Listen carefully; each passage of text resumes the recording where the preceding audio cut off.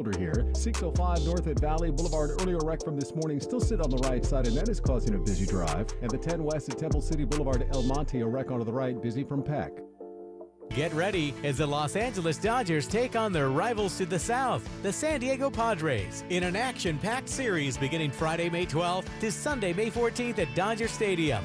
For tickets, visit Dodgers.com/tickets. This is the KBLA Sports Minute with Ray Richardson. The Miami Heat evened up the NBA Finals at 1-1 with a 3-point win Sunday night in Denver.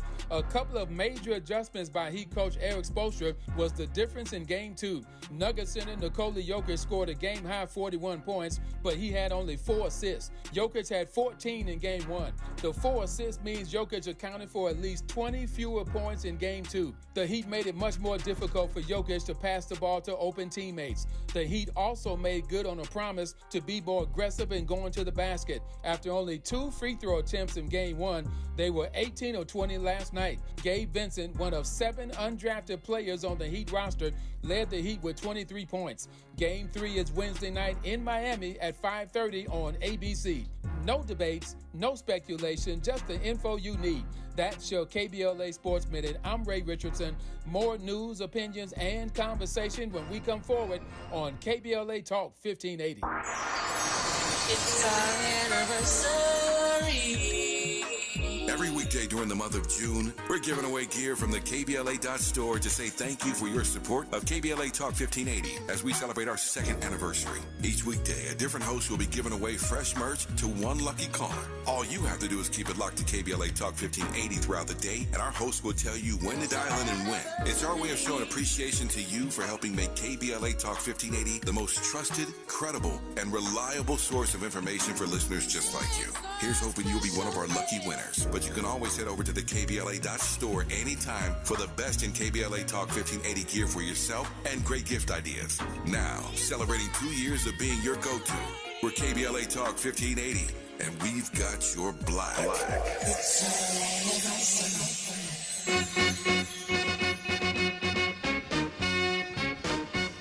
You can make it if you try. You can make it if you try. Push a harder, a little deeper. Don't let the plastic bring you down. I'm Tavis Smiley. This is KBLA Talk 1580. You're listening to the sounds of Sly, the Family Stone. June is Black Music Month, and every day during the month of June, we feature a particular artist.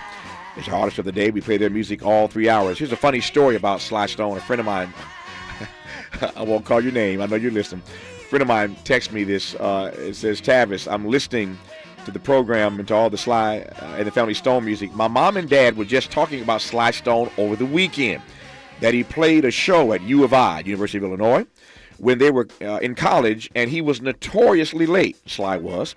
He got there 2 hours late, and everybody booed when Sly arrived. When he finally got on stage, he told the audience, you can keep booing, or you can sit down, and we'll play. And everybody sat down. And Sly the Family Stone did their thing. And so all 3 hours of our program today, the music of one Sly and the Family Stone.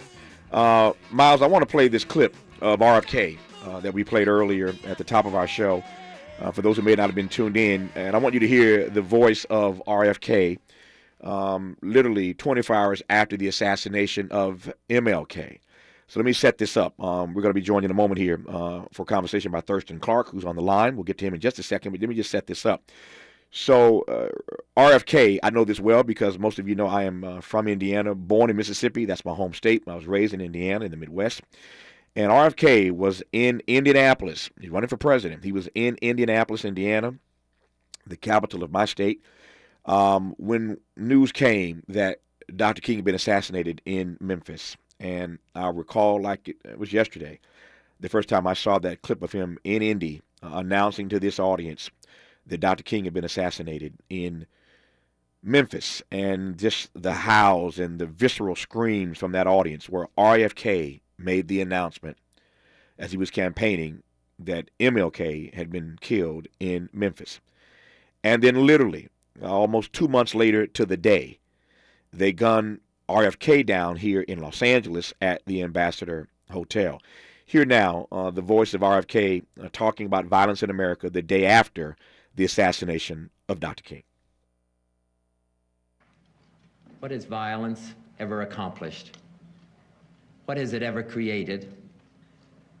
No martyr's cause has ever been stilled by an assassin's bullet. No wrongs have ever been righted by riots and civil disorders. A sniper is only a coward, not a hero. And an uncontrolled or uncontrollable mob is only the voice of madness, not the voice of the people. Among free men, said Abraham Lincoln, there can be no successful appeal from the ballot to the bullet. And those who take such appeal are sure to lose their case and pay the cost. Violence breeds violence. Repression breeds retaliation. And only a cleansing of our whole society can remove this sickness from our souls. It is eerie all these years later still to hear that clip of RFK because 55 years ago today, June 5, 1968, again, just 2 months after the assassination of Dr. King in Memphis at the Lorraine Motel, Robert F. Kennedy shot shortly after midnight at the Ambassador Hotel here in L.A. on Wilshire Boulevard after winning the California presidential primary. He was pronounced dead 1 day later on June 6, 1968. And so today we look back at that critical moment in American history and wonder what might have been had we not lost one of the most influential figures in all of American political history. I am pleased to be joined by Thurston Clark, who has written award-winning work about RFK. Thurston Clark, good to have you on. How are you, sir? I'm just fine. Thank you for this opportunity. Yeah, I'm delighted to have you on. Thank you for accepting the phone call and the invitation to come on this program for the hour. Let me start with this and we'll move from there. When you hear that clip, I called it eerie all these years later to hear. RFK had no idea what would happen to him. Literally 2 months later, he'd already lost his brother JFK, the president, John F. Kennedy. Yep. When you hear that clip, Thurston Clark, what do you hear? What do you make of that? Well, I make it, first of all, are you talking about the Indianapolis clip or the one? No, the one I just played. The one I just played. The one you just played, I believe, that's his speech to the City Club of Cleveland the next day. That's right. And he was talking to an audience of white business leaders. And it shows what he did throughout his campaign, which is he brought uncomfortable truths to an audience that one might think would be unreceptive to this kind of speech. Mm-hmm. And he did it again and again. You know, when he was driving into Cleveland to make that speech, he was in a white convertible, and he was waved down by an aide who said that the police believed a sniper was hiding in a steeple overlooking the hotel where he was going to speak. And Kennedy looked at him and said, "No, we never stop for that kind of a threat." And he kept going. Mm-hmm. And that's the way he was. You know, there's other episodes, too, in his campaign. I think another one was a few weeks earlier. He spoke to medical students at Ball State, and some of them were booing his call for a medical insurance for the whole country. And one of them kind of said, "Well, where are you going to get that? Where are we going to get the money to afford all that?" And he stopped and he took his fingers and he jabbed it at the audience and he said, "We're going to get that money from you and from you and from you and from you." Mm. And in the end, there were a lot of them booed him, but a few stood up and applauded. But that's what he did again and again and again. Mm. He spoke the truth. Since you mentioned the Indianapolis clip, and we may find that right quick here during this next break. I want the audience, if Miles and JD can find that clip right quick, it's easy to find, of RFK speaking in Indianapolis the night of the assassination of Dr. King. We'll play that when we come forward. As a matter of fact, let me just do this. Let me tell you when we come forward, we're going to play that clip, because I want you to hear the guttural sounds of this audience. That in Indianapolis when RFK makes the announcement about the assassination of MLK, and then we'll get Thurston Clark to comment on that, and then we'll move forward through the rest of this hour. We're talking about what might have been had they not shot down RFK and MLK in the same year, 1968. More with Thurston Clark when we come forward on KBLA Talk 1580. We've got a lot to talk about. Good thing we've got 3 hours. More of Tavis Smiley when we come forward.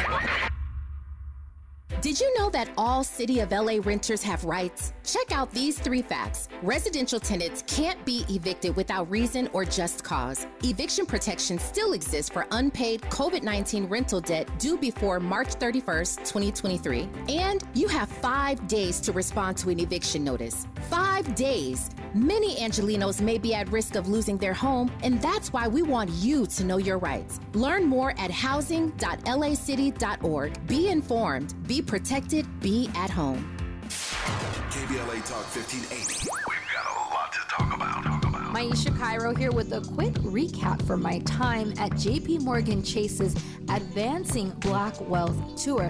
There were speakers Ian Dunlap, Damon John, Lynn Richardson, MC Light, Don Kennedy, to name a few. Take a listen to what Justin Grant, Community Development Lead at Chase's Advancing Black Pathway, let's see what he had to say. So I'm Justin Grant. I lead community development and national partnerships for JP Morgan Chase's Advancing Black Pathway strategy. And so we're focused on strengthening the economic foundation of black communities, and we're making targeted investments in programs like the Advancing Black Wealth Tour to help us get our tools and resources out to the community to drive sustained impact over time. So when it comes to black and brown people, it sounds like Chase is making it their personal responsibility not only to facilitate these events, but to educate and provide resources. So, Mr. Grant, I have to ask, what does wealth building look like for the individual? It's home ownership, it's having that freedom to be able to start your own business and create jobs in your community, and it's having that long-term plan towards retirement, having that vision for what you want your life to be,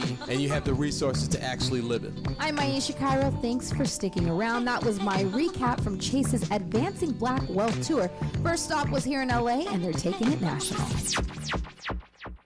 She's moving to Georgia. Jada's Podiatry Clinic's top nurse quit, leaving her business toes up. We've got 6 procedures and 3 major surgeries in the next 2 days. She needs a new RN who can think on their feet. There's no way I can do all these procedures on my own. Indeed can help her hire great people fast. I need Indeed.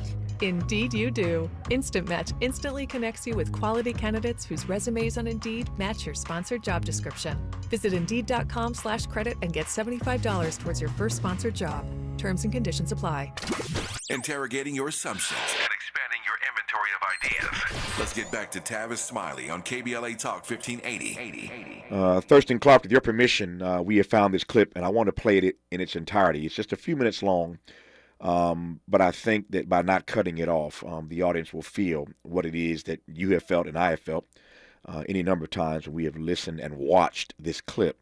Because it was filmed as well. So before I get Thurston Clark to comment on it, in case you've just tuned in, this is the clip, sound of RFK in Indianapolis, Indiana, my home state, my home city, the night that word arrived to him that Dr. King had just been assassinated in Memphis. I have some very sad news for all of you, and that is that Martin Luther King was shot and was killed tonight in Memphis.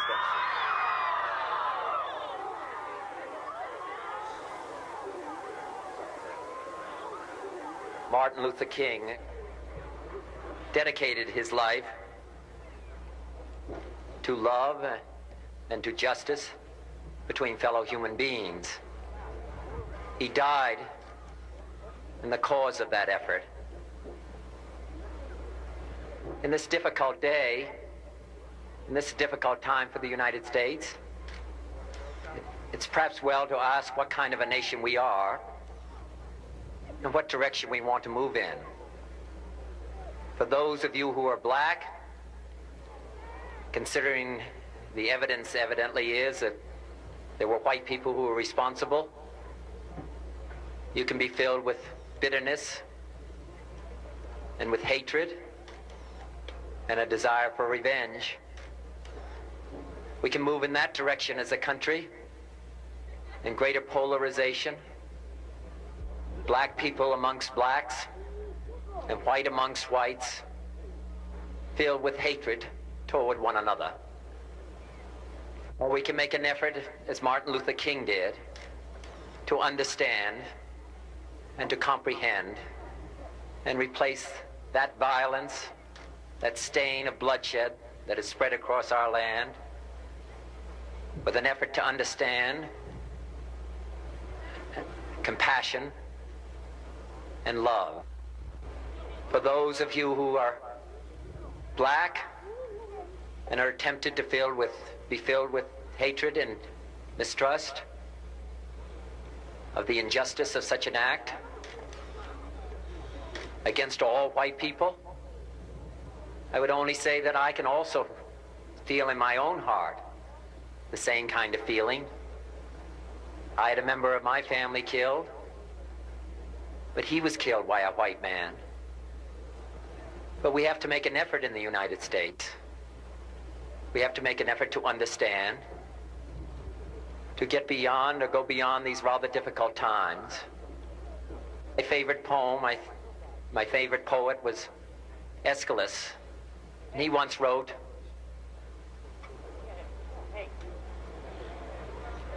"Even in our sleep, pain which cannot forget falls drop by drop upon the heart, until in our own despair, against our will, comes wisdom through the awful grace of God." What we need in the United States is not division. What we need in the United States is not hatred. What we need in the United States is not violence and lawlessness, but is love and wisdom and compassion toward one another, feeling of justice toward those who still suffer within our country, whether they be white or whether they be black.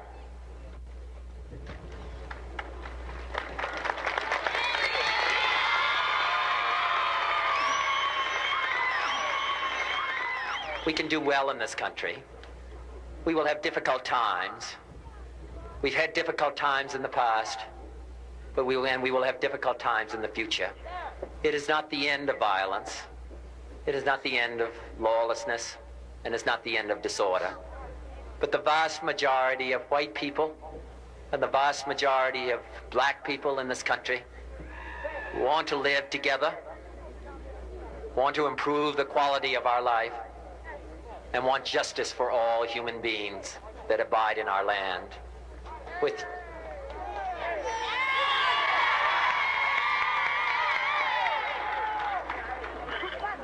And dedicate ourselves to what the Greeks wrote so many years ago, to tame the savageness of man and make gentle the life of this world.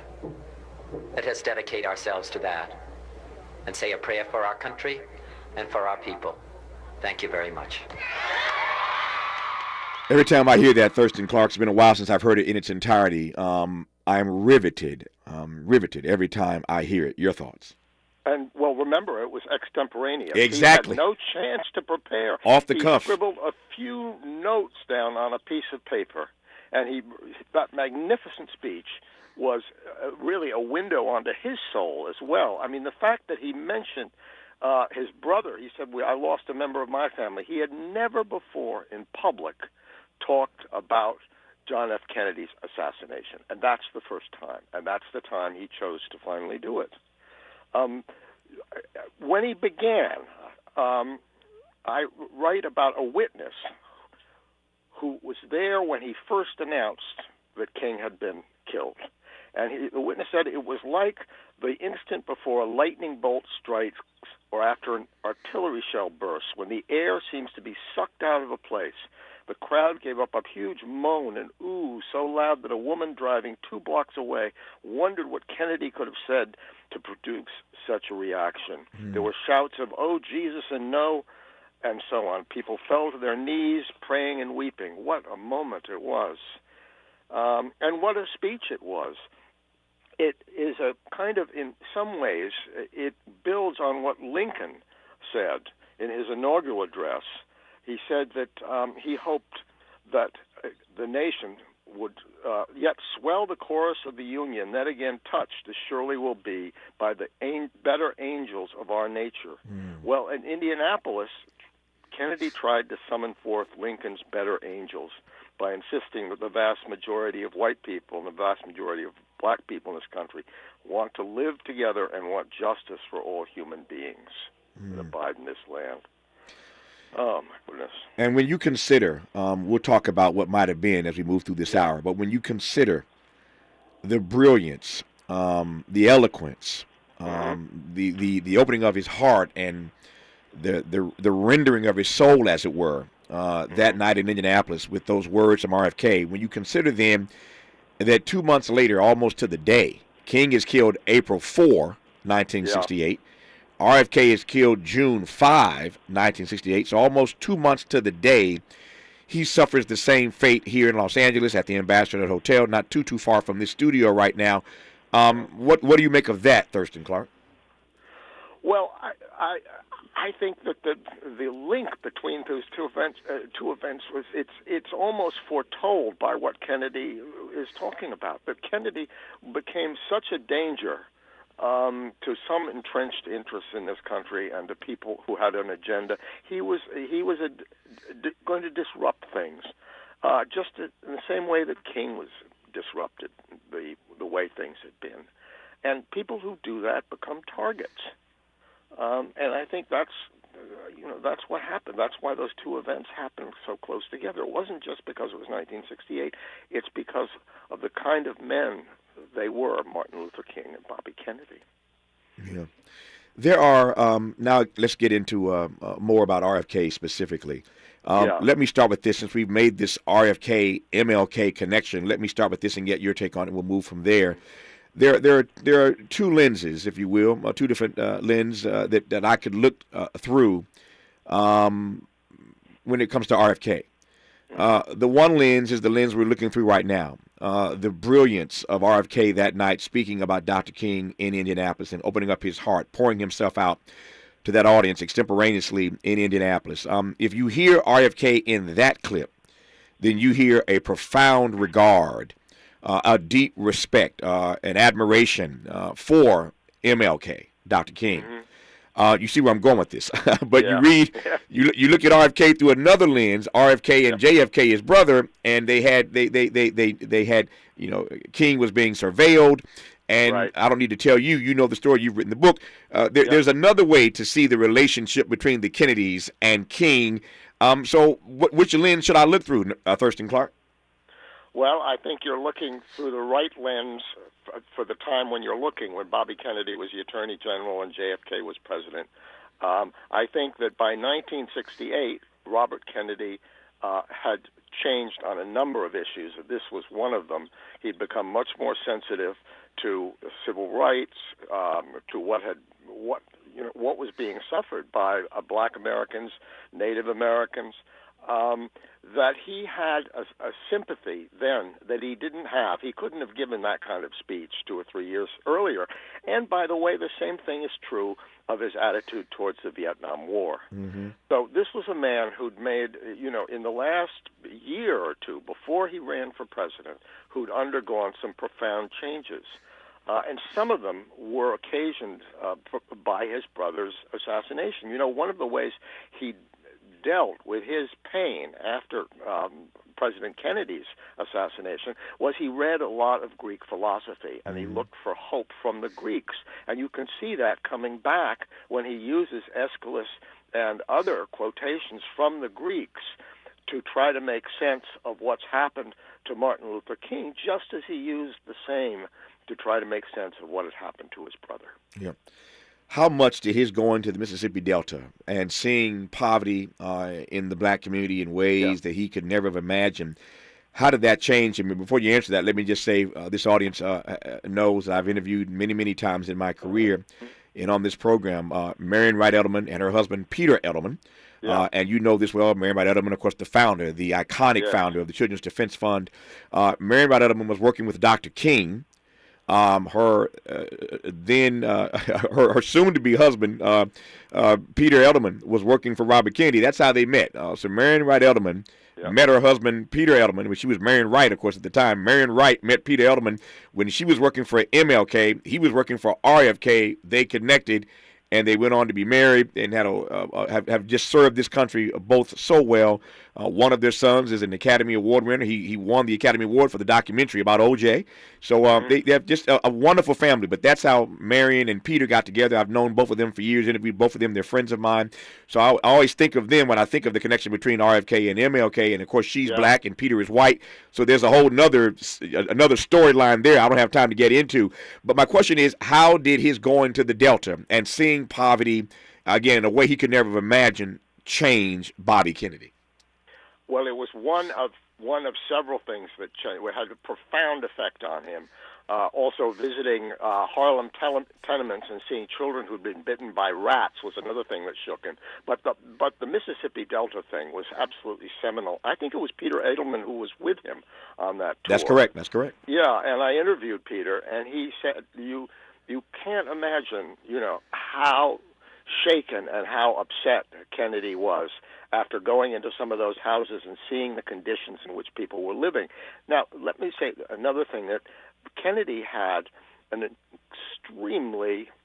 was extremely good at imagining himself in other people's situations. So when he saw these children with their bloated bellies in these shacks, these sharecropper shacks, he imagined his own children. He thought, how would I feel if this was my child? He imagined himself and his family in that situation. And he did the same thing when he went to the Pine Ridge Native American reservation and walked around with an orphan boy, and imagine what it would be like to live in those terrible conditions too. He had this ability to put himself in other people's shoes and not just kind of imagine, but to really feel what it would be like to be those people. And that's why the Mississippi trip was absolutely crucial, probably the most important that he took before he ran for president. I hear the distinction that you are making between sympathy and empathy. They're not the same thing, as you well know. Right. Earlier in his career, he would have been described as being sympathetic. Later in his career, he became empathetic. That's not always easy to do for someone who comes from the privilege and has the means that RFK had, and yet he found his way to empathy anyway, Thurston Clark. Yes, he did. Some people might think that it was also because he was kind of considered the runt in the family, the person who was not much was expected of him, really. Right. I think his father favored the oldest brother, Joe, and when Joe was killed in the war, it all fell onto Jack Kennedy, onto President Kennedy. And he was always kind of felt pushed aside, and the lesser of the three brothers. So I think that gave him a certain sense of being more empathetic with people who weren't at the top of their game, who weren't number one, who were suffering something. And of course, after he lost his brother, the assassination, he became much more empathetic with other people's suffering because he'd suffered. Yeah. A great deal more to talk about when we come forward in this hour with Thurston Clark after News, Traffic, and Sports. We are talking about the assassination 55 years ago today. He was shot here in L.A., pronounced dead a day later on January the 6th at the Ambassador Hotel on Wilshire Boulevard, for those who know the city of Los Angeles. We'll talk a great deal more about what might have been had they not gunned down RFK 2 months after they gunned down MLK. You're listening to Thurston Clark right now on KBLA Talk 1580.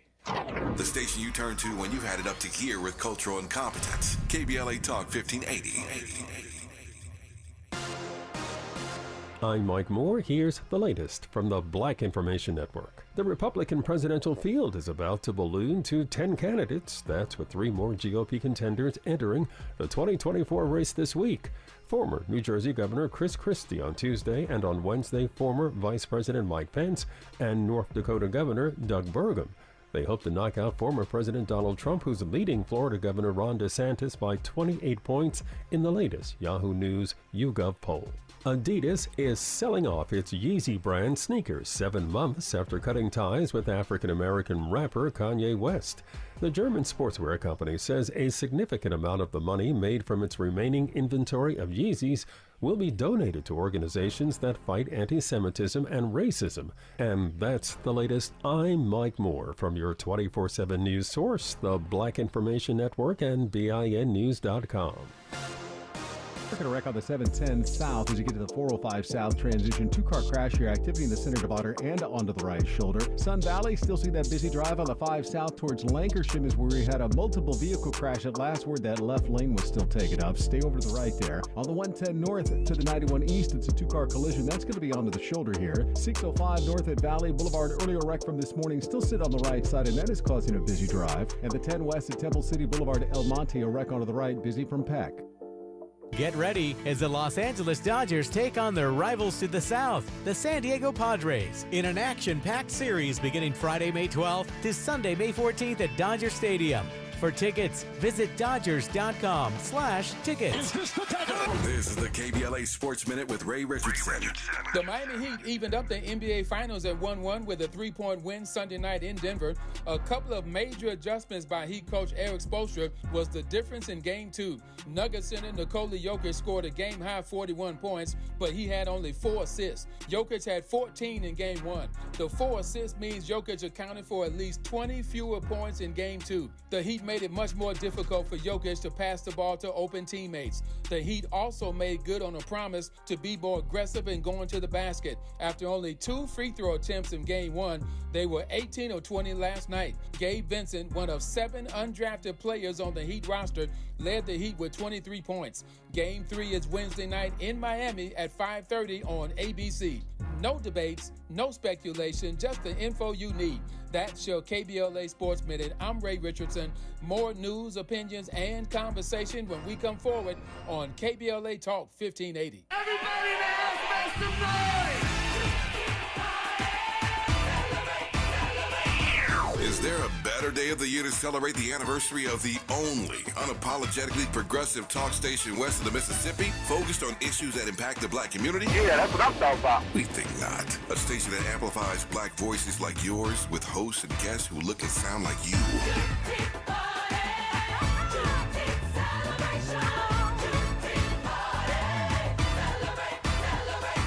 Celebrating our second anniversary on Juneteenth. We're KBLA Talk 1580. And you ain't seen nothing yet.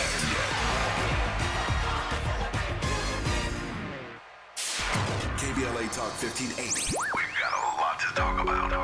KBLA Talk 1580 reminding you that we keep us safe. The Center for the Pacific Asian Family was founded to help address domestic violence and sexual assault in the Asian and the Pacific Islander communities. The Center for the Pacific Asian Family's mission is to build healthy and safe communities by addressing the root causes and consequences of family violence and violence against women. They are committed to meeting the specific cultural and language needs of the Asian and Pacific Islander women and their families. CPAF's vision is of an Asian and Pacific Islander community that embraces healthy relationships and works in partnership with other communities to eradicate all forms of violence. To access services, volunteer, or for more info, visit nurturingchange.org. At KBLA Talk 1580, we believe everyone deserves to be safe. This is a community call to action from KBLA Talk 1580. We've got a lot to talk about. Hi, we're Tasha, Teal, and Euro from KBLA's Lyric Lounge. Check us out every Saturday from 4 p.m. to 5 p.m. and every Sunday from 6 p.m. to 7 p.m. Tune in as we break down some of your favorite song lyrics from all genres of music. From gospel to pop and hip-hop to rock and everything else in between, we cover it all. So come hang out in the Lyric Lounge with Tasha, Teal, and Euro every Saturday afternoon at 4 p.m. and every Sunday at 6 p.m. Let the music play. Unapologetically progressive. KBLA Talk 1580. We've got your black. At the United States Postal Service, we're reinventing our network to help keep your business moving. With new shipping options to deliver better value, greater flexibility to conveniently reach your customers, more confident shipping with new informed delivery features, and new electric vehicles for a cleaner, brighter future. Fast, reliable, perfectly orchestrated. The United States Postal Service, delivering for America.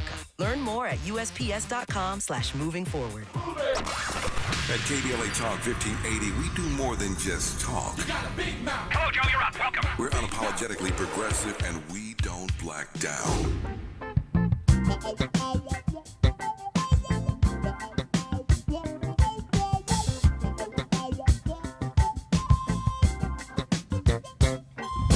Same thing that makes you laugh could make you cry. And the same food you eat to live can make you die. I'm Tavis Smiley. That's Sly and the Family Stone. June is Black Music Month, and every day during the month of June, we have a featured artist of the day. In case you've just tuned in, the featured artist of today is Sly and the Family Stone, and we'll be playing this music for the rest of our show today. In this hour, though, we are trying to wrap our brains around what happened in this city 55 years ago. This city where this radio station is flagshipped, heard across the nation, but flagshipped here in Los Angeles. 55 years ago today, June 5, 1968, just 2 months after the assassination of Dr. King in Memphis at the Lorraine Motel, Robert F. Kennedy was shot shortly after midnight at the Ambassador Hotel here in Los Angeles after winning the California presidential primary. He was pronounced dead one day later on June 6, 1968. And we are talking in this hour with award-winning writer about RFK, Thurston Clark, who I'm honored and humbled to have on this program.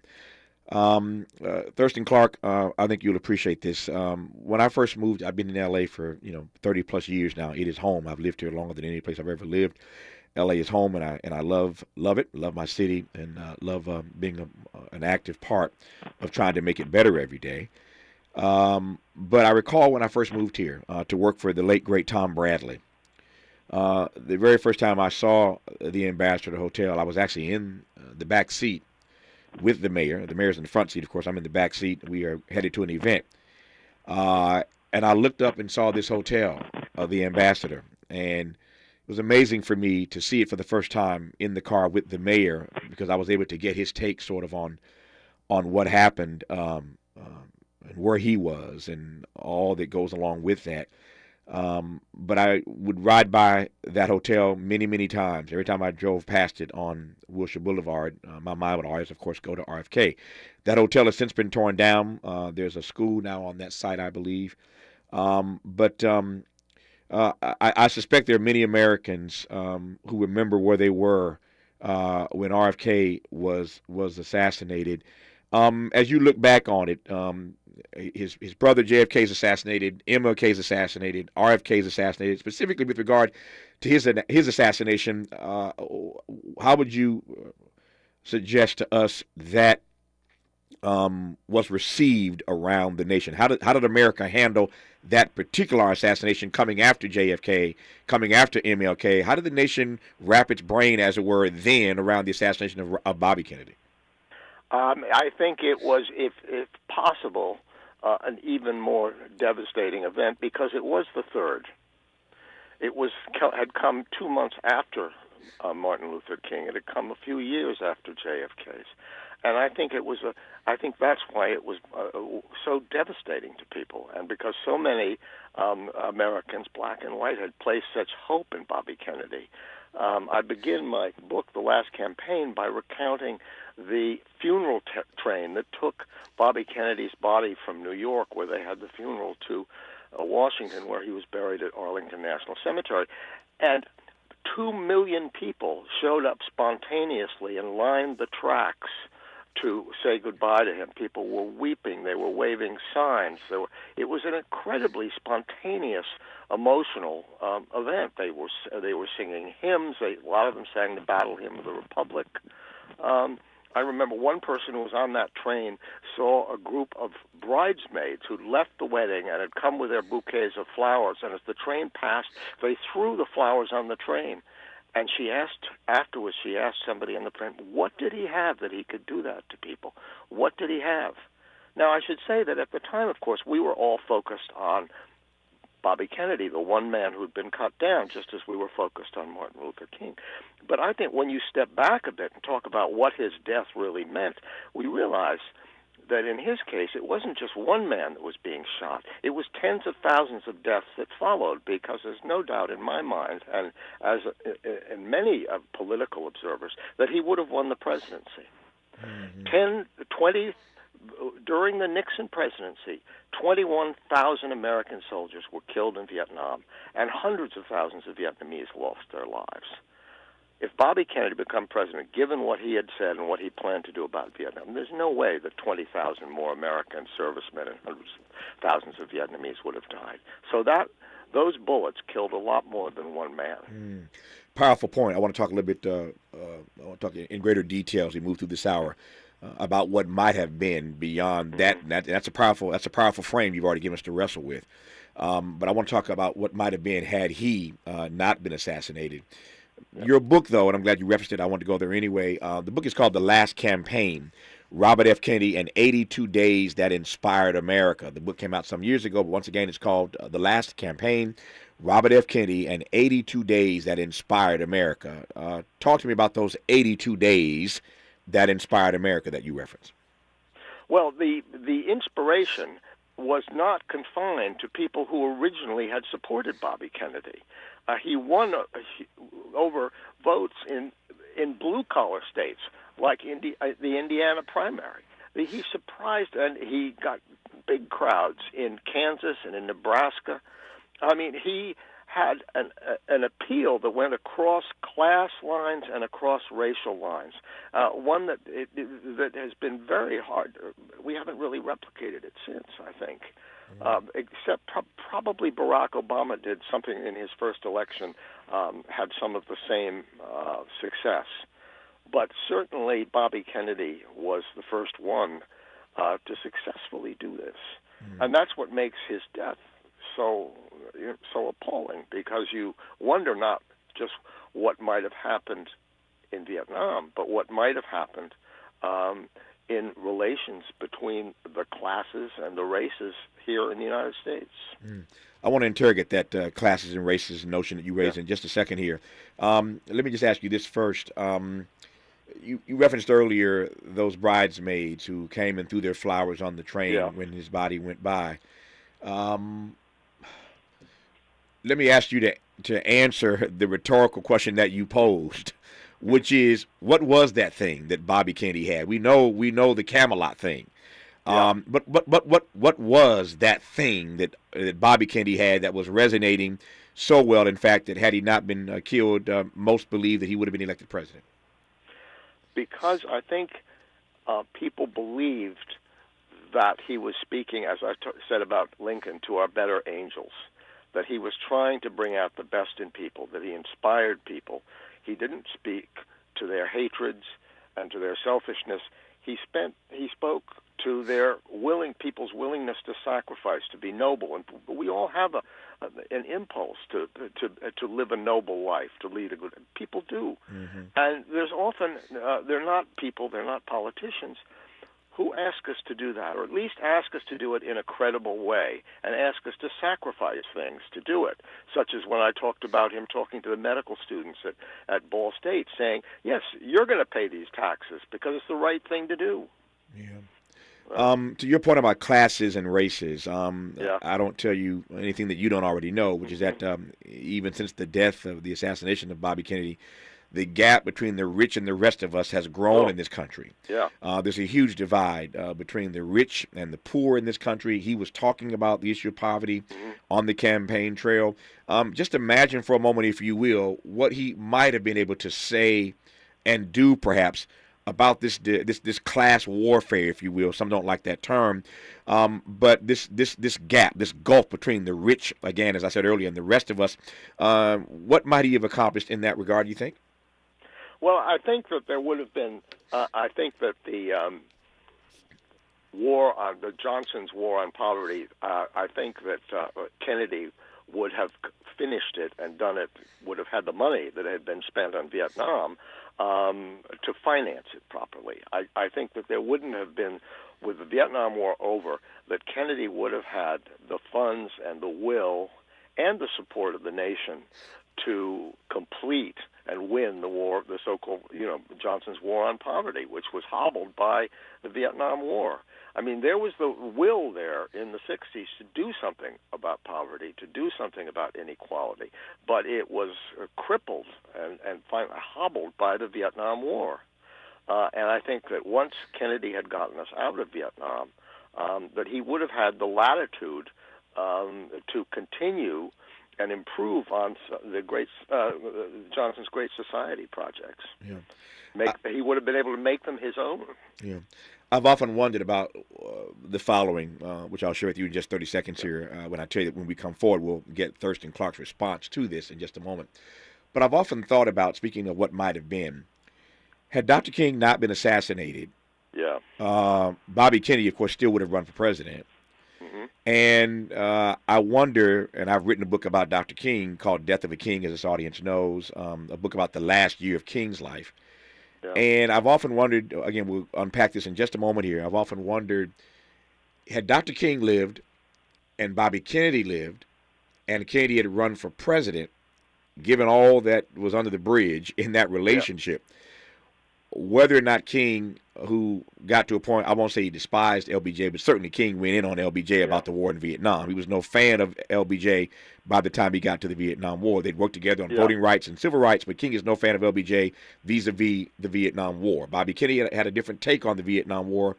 When we come forward, what might have happened between RFK and MLK had they both survived and RFK is running for president? We'll get Thurston Clark's response to that when we come forward on KBLA Talk 1580. Be sure to like and follow Tavis Smiley at The Real Tavis Smiley and get Twitter updates at Tavis Smiley. The conversation continues when we come forward. Are you looking to steer your career in a new direction? Driving for Culver City Bus can be your ticket to a long-lasting career with excellent benefits and paid training. Culver City Bus is looking for customer service and safety-minded bus operators to join the growing team. Culver City Bus offers on-the-job training starting at $19.10 per hour, uniform allowance, and health benefits. Culver City Bus is a great employer. Let Culver City Bus connect you with an essential service job. If you enjoy driving, seek real opportunities for career advancement, and passionate about making a difference in the community, then you are invited to join the Culver City Bus team.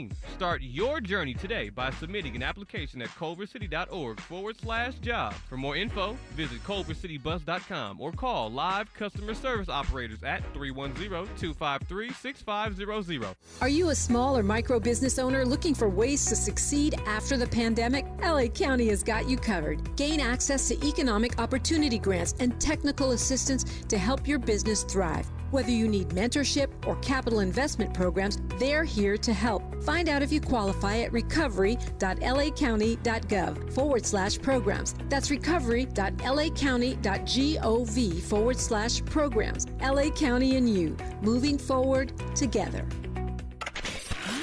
We've got a lot to talk about. Race, culture wars, political turf battles, criminal justice and injustice, the courts. These are the conversations you won't hear elsewhere. My guests are leading journalists, celebrities, and sports figures, elected leaders, and influencers. They aren't afraid to get into it and say the quiet part out loud. With Areva Martin in real time, your commute just became the most engaging part of your day. Tune in weekdays from 4 p.m. to 6 p.m. or find us on YouTube. Areva Martin in real time, when you want it straight, no chaser. Unapologetically progressive. KBLA Talk 1580. We've got your black. Some people won't give you the real talk on drugs, but it's time we know the facts. Fentanyl is killing people. It's a powerful opioid, often made illegally and commonly mixed with illicit drugs. It can even be pressed into counterfeit pills that resemble prescription medications. Just 2 milligrams, about the size of a few grains of sand, can potentially be lethal. This isn't an ad to scare you, but it is an ad to make you think twice. Get the facts. Go to realdealonfentanyl.com. This message is brought to you by the Ad Council. We knew you'd stick around. This is LA's home for progressive talk radio. Welcome back to KBLA Talk 1580. Thurston Clark, to that imagining that I was doing before that break. King survives. Bobby Kennedy survives.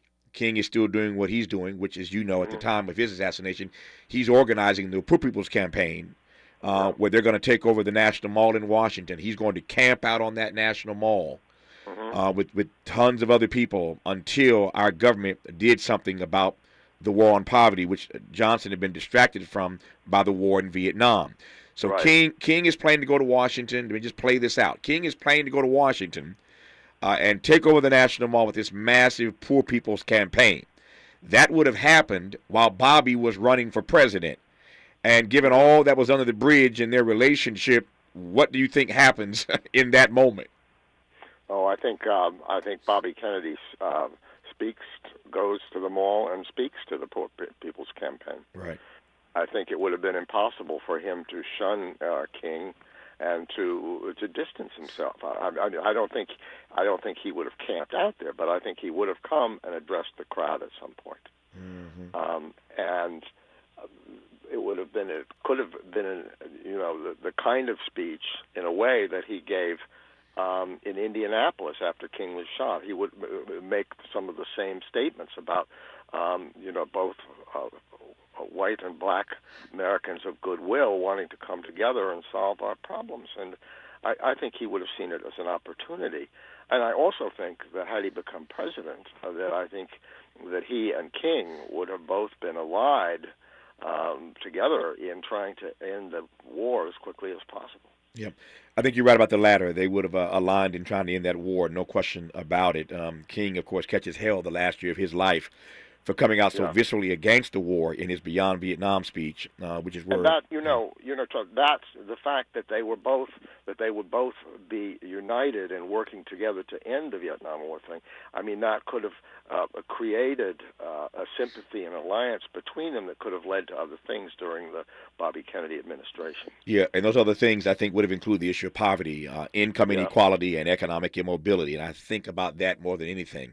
That had they both survived, given where they were in their work and their witness, Bobby running for president, but talking about poverty, King planning a Poor People's Campaign to take over the National Mall in Washington, one can only imagine, had RFK and MLK gotten together on the issue of poverty, that we might not be where we are today, still wrestling with this notion of how to better serve the least among us and to shrink this gap, this gulf between, as I said earlier, the rich and the rest of us. One can only imagine, one can only dream. Our remaining moments with Thurston Clark talking about the assassination of Bobby Kennedy 55 years ago here in Los Angeles when we come forward.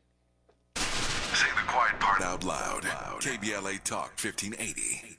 I'm getting vaccinated with Prevnar 20. So am I, because I'm at risk for pneumococcal pneumonia.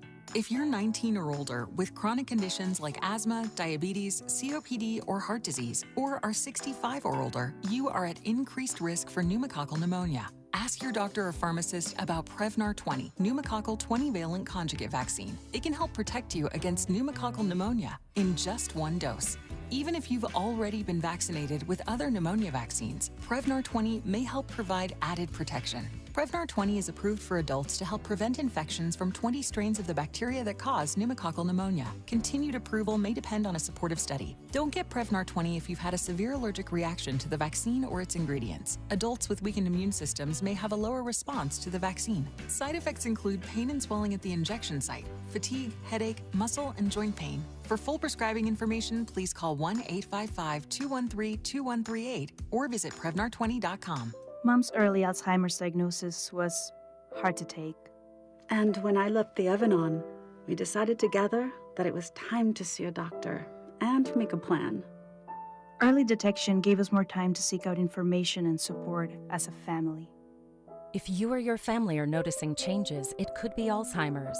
Talk about seeing a doctor together. For more information, visit alz.org/time to talk. A message from the Alzheimer's Association and the Ad Council. Like bones, your teeth lose density and become weaker over time, which can lead to tooth decay. And that can make your visit to the dentist feel like this. But if you want your dental visit to feel like this, try Crest Densify. Crest Densify actively rebuilds tooth density to extend the life of teeth by remineralizing enamel. Densify from Crest, the #1 toothpaste brand in America. Smile, Crest has you covered. Let's unpack a little bit more with Tavis Smiley. The conversation continues right now. Thurston Clark, as you well know, let me say I got about 4 minutes left in this conversation. 4 minutes left. I want to cover a couple more things right quick, but this is the main thing I want to get to. As you know, the last time that Sirhan, the man who killed Bobby Kennedy at the Ambassador Hotel here in L.A., when he came up for parole, this was back in 2021, Ethel Kennedy and her kids were bitterly split on his parole. Your thoughts on all these years later, how his own family could be split on whether or not his assassin should have been paroled? Well, I know that Kerry Kennedy, who I've been in touch with, his daughter, was very much against the parole, as was her mother. I think the only one, the Kennedy that I remember is Bobby Kennedy Jr. as being for the parole. I'm not aware that there were lots of other his children, descendants, were for Sirhan being paroled.